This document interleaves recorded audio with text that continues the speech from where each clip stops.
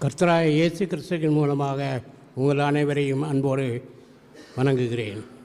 நான் எடுத்துக்கொண்டது யோனாவின் சரித்திரம். யோனா யார் என்பதை எல்லாருக்கும் தெரியும். அவன் அமித்ஷாயின் மகன்.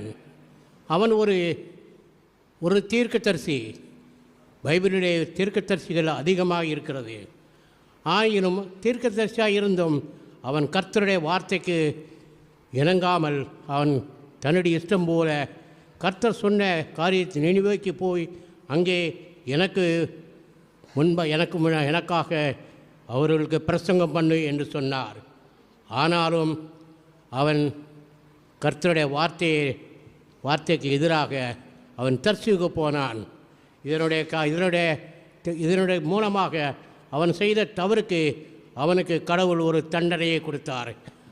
அவன் தர்சுக்கு போகும்போது ஒரு கப்பலில் ஏறி போனான். அங்கே ஏறி போகும்போது அந்த கப்பல்கள் வழியாக செல்லும்போது அதிக காற்றுகளையும் புயல்களையும் அனுப்பினார். அதில் இருக்கிற பிரயாணிகள் என்ன ஆகும் என்று கவலைப்பட்டிருந்தார்கள். இஸ்ரவேலுக்கு எதிரான இந்த தேசத்திற்காக அவன் சென்றதினாலும் அவனுக்கு ஒன்றுமில்லை. அதனுடைய தண்டனை கர்த்தர் கொடுத்தது என்னவென்றால், அவனை கப்பலில் விட்டு கீழே தள்ளி மீனின் வயிற்றிலே தள்ளி விட்டார். மீனின் வயிற்றிலே அவன் இருக்கும்போதையும் அவன் கர்த்தரை நோக்கி விண்ணப்பம் பண்ணினான். தான் செய்த தவறுகளை அவரிடம் சொல்லி மன்னிப்பு கேட்டான். ஆயினும் கர்த்தர் அவனை 3 நாள் மீனில் வைத்து வைத்தார். 3 நாள் வைத்தது ஒரு அர்த்தம் என்னவென்றால், நம்மளுடைய இயேசு கிறிஸ்துவும் மரித்தும் அது 3 நாளுக்கு பின்பு உயிர்த்தெழுந்ததை ஒரு அடையாளமாக காட்டுகிறது. இது எல்லாருக்கும் தெரியும். இதை போல ஒரு தீர்க்கதரிசி கிடைப்பது அதிகம். அவன் கடவுள் கொடுத்த தண்டனையை நீக்கினார். அவன் மீனின் வயிற்றில் இருக்கும்போதும் தான் செய்த தவறுகளை நோக்கி வருந்தி கேட்டுக்கொண்டான்.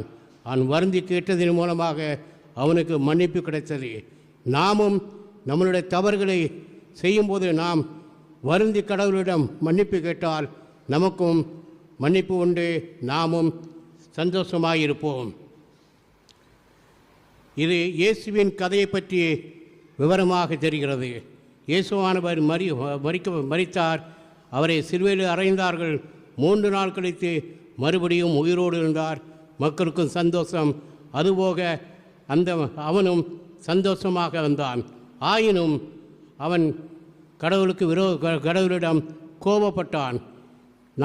கடவுளுக்கு நாம் எவ்வளவு தவறு செய்தாலும் நாம் நல்ல முறையில் வந்த பிறகு கடவுளுக்கு விரோதமாக கோபப்படவோ அவருக்கு விரோதமாக எதையும் செய்யவோ கூடாது.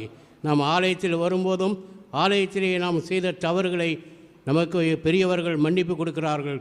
அவர்களுக்கு நாம் மன்னிப்பு கொடுத்து அவர்களுடைய பேச்சை கேட்க வேண்டும்.